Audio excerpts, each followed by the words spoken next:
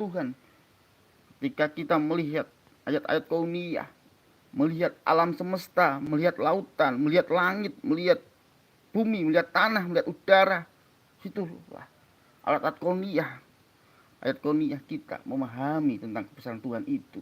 Dan bagaimana kita memahami ayat-ayat kauniyah di dalam firman-firman Tuhan, ayat-ayat Tuhan, kita mampu meresapinya dan mampu melaksanakan dengan baik, maka di situ ada letak cahaya Islam, yaitu ketenangan jiwa kita di dalam menjalani kehidupan menuju jalan ukhrawi sirotol mustaqim,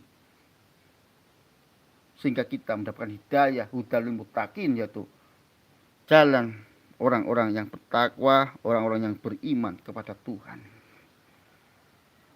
Jadi keberadaan ajaran Islam dapat menjadi cahaya umat manusia dalam mengarungi sebuah kehidupan.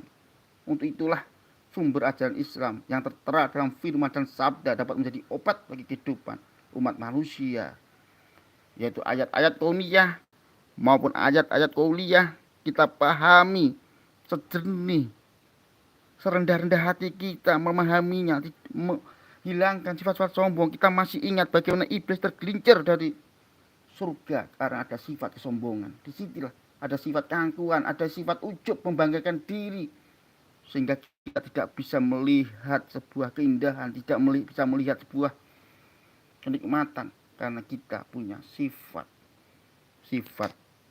penyakit hati. Jadi cahaya Islam hadir membagusi, yaitu akhlak. Innama buistu diutami makaromil akhlak.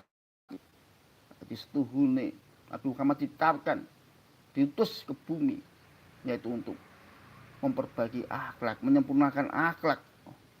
Di mana akhlak di zaman jahiliyah, yaitu akhlak kegelapan, menuju akhlak cahaya Islam, terang benderang, lentera dalam ajaran agama Islam. Nabi Muhammad itulah sebagai suri tauladan hingga menjadi tuntunan kita yang terbentuk dalam sumber ajaran Islam, sunnah, perilaku, perkataan, keseharian Nabi Muhammad dan riwayat-riwayat Nabi Muhammad tertera dalam sunnah Nabi. Semoga kita dapat mengikuti dengan baik dan mengikuti dengan apa yang menjadi suri tauladan. Suri tauladan yang baik-baik, supaya kita, hati dan pikiran kita selalu jernih dalam pemahaman ajaran agama Islam. Cahaya Islam bersama firman dan sabda dapat dijadikan tuntunan bagi umat manusia, supaya umat manusia dapat memahami makna tentang nilai-nilai Islam, yaitu nilai-nilai yang terkandung ayat kauniyah dan qauliyah. Itulah kita dapat memahami ayat-ayat Tuhan, firman Tuhan secara tersirat maupun yang tersurat, secara teks maupun konteks. Tentunya dapat mengaplikasikan kehidupan sehari-hari secara Islami, menerapkan ajaran Islam di tengah-tengah realitas kehidupan umat manusia. Bagaimana kita dalam kehidupan ini menjalankan muamalah, menjalankan syariah, menjalankan ilmu fikih, melakukan ilmu sulutin. Tentunya kita bermuara pada kehidupan ukhrawi, yaitu akhirat kelak yang dijanjikan Tuhan. Niscaya dapat menjadi penenang bagi hati cahaya hati umat manusia seluruh belahan bumi. Maka ajaran Islam, kalau kita dapat memahami, mencerna dengan kebaikan, insya Allah menjadi sebuah penenang. Karena di situ tak ada rasa membanggakan diri, ujub yang berlebihan, apalagi kesombongan. Kita selalu ingat-ingat cerita bagaimana iblis ada awalnya makhluk surga, tetapi tergelincir. Karena apa? Karena ada sifat kesombongan, ujub, membanggakan diri, riak.